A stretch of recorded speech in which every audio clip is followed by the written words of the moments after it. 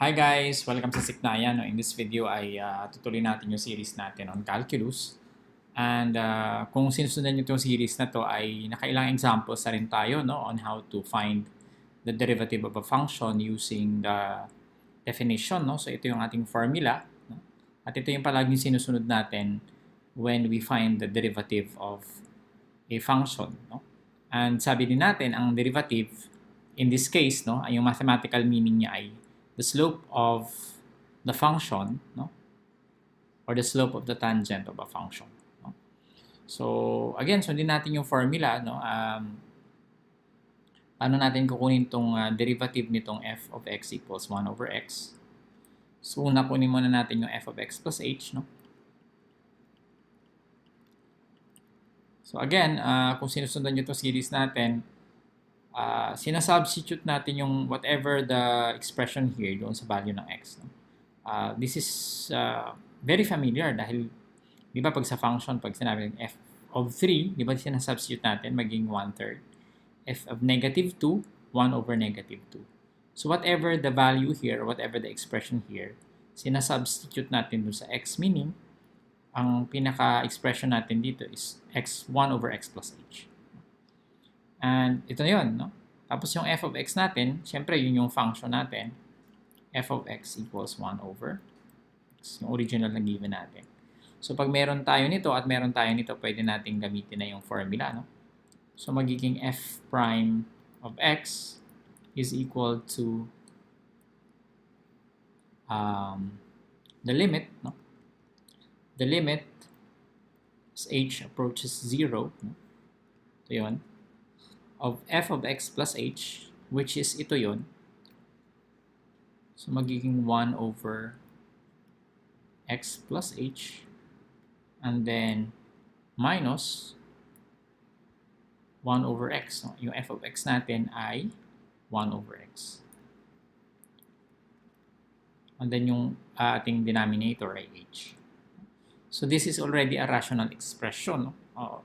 Sinasabi ko sa inyo sa mga tutorials natin na dapat alam na alam yung algebra nyo, and maraming bumabagsak sa calculus not because of calculus but because of algebra. No? For example, ito, paano natin to isi-simplify? So dapat alam nyo yung rational expressions.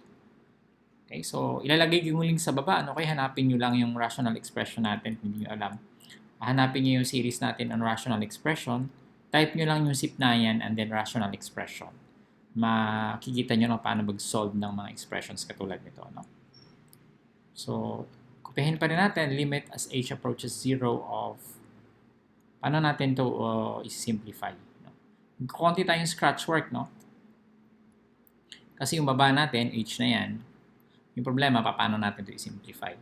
So, sin-simplify natin yan by getting the LCD nung denominator, no? Para rin tayo nagsasubtract ng fraction. So, here, the LCD is actually the two expressions, x and x plus h, no? So, magiging isang fraction na lang siya, o isang rational expression.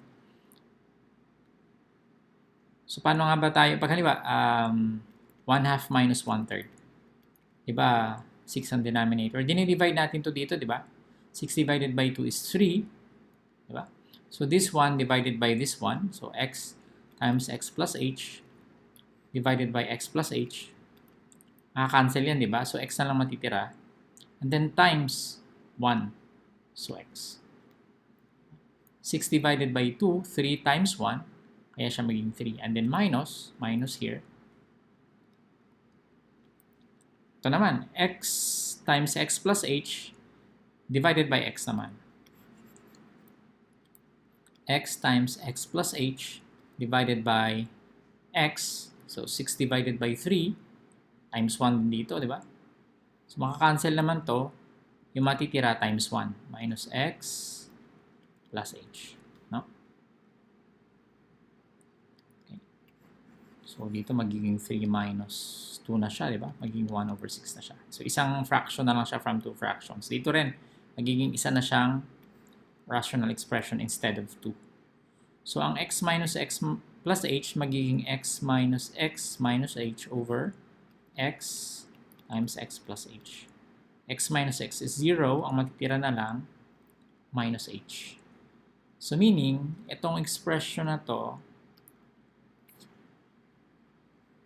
is naging ganito na siya. So pwede na nating palitan yan, no? Pwede na nating palitan dito. So magiging negative h over, lagyan natin ng linya, baka mahalo, no? Lagyan natin ng linya.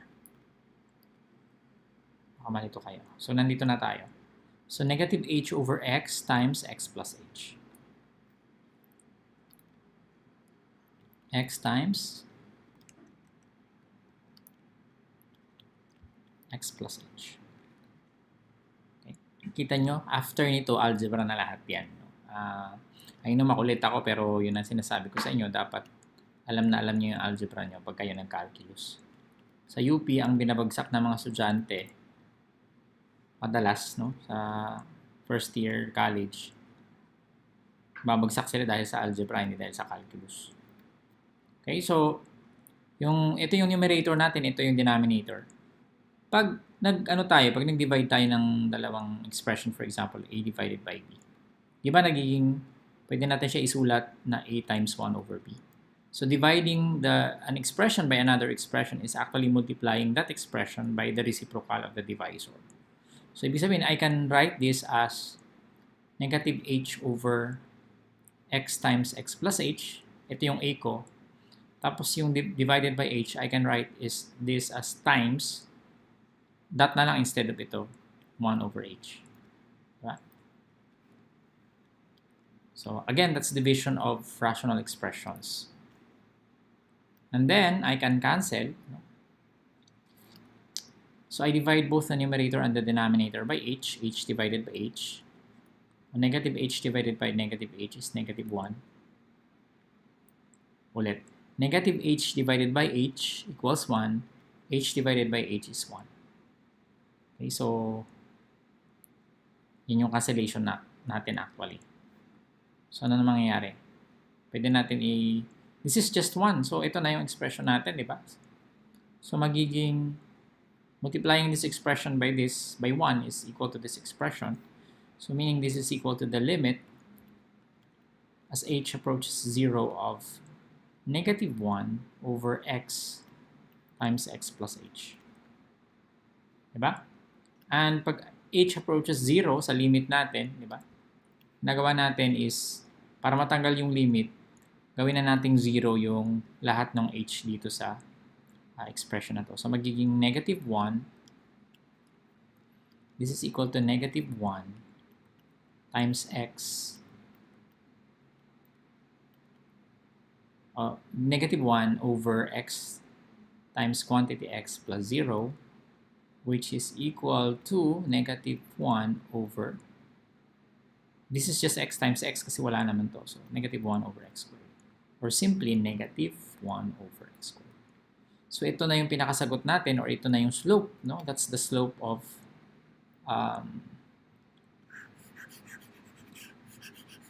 sinulog ko na ito kaya meron.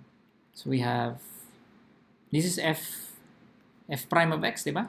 This is f prime of x, or the slope of the function at x. So ang sagot dito,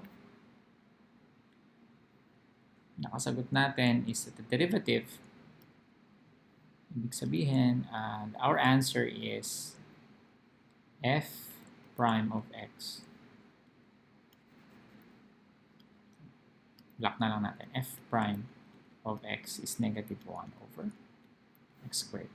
So ang slope pala ng function na to at x is equal to negative 1 over x squared. So ang slope niya at x equals 1 ay negative 1. No? So yung tignan, baguhin natin to, no? So f of x, 1 over x tayo, di ba? So f of x equals 1 over x. Ito yung cute ng kanyang graph. So this is a rational function.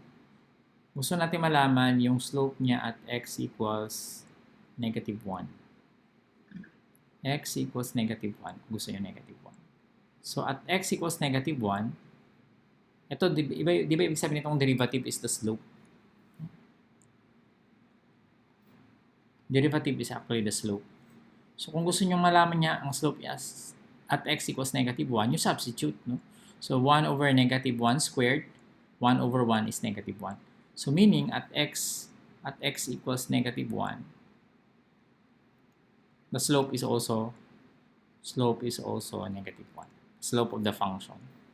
So, ito na yung function natin at x equals negative 1. Ito yun. Diba? Ang slope niya ay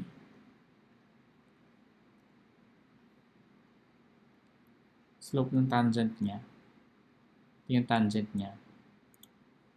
Ano ang equation? Negative x minus 2, diba? So, negative 1 yung kanyang slope. O kung gusto nyo, you can use the slope tool. Negative 1 yung kanyang slope.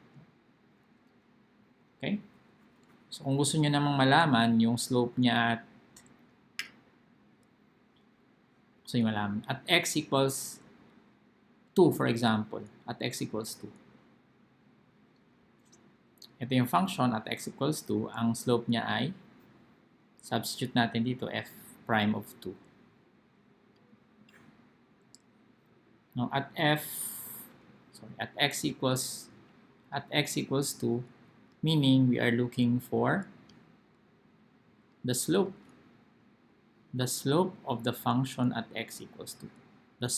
Diba yung f prime of x is the slope of f at x. So, meaning f prime of 2 is the slope of f at x equals 2. Substitute natin dito, negative 1 over 2 squared. This is equal to negative 1/4. So, at x equals 2, the slope of the function is negative 1/4. So, tignan natin. At x equals 2. Dito yan, di ba? Tama ba? Dapat eksakto tayo. Otherwise, iba yung slope natin. Anyway, para sure, we have 2f of 2. Sigurado yan. Siyempre. Kunin natin yung slope nung tangent line, slope of the function. The slope of the function is equal to the slope of the tangent line. Diba? So, kung geometric software yung gamit natin, kunin natin yung tangent at x equals 2. So, anong slope natin?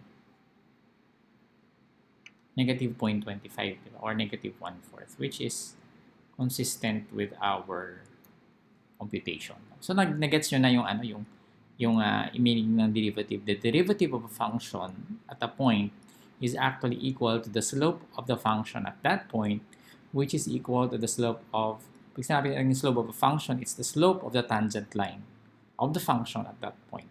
Okay, so siguro sa paulit-ulit kong pagsasabi, nakukuha nyo na ibig sabihin. So sana may natutunan kayo sa mga panonood nyo ng aking tutorials. Okay, so that's it. Gusto ko kayong invite sa ating YouTube channel.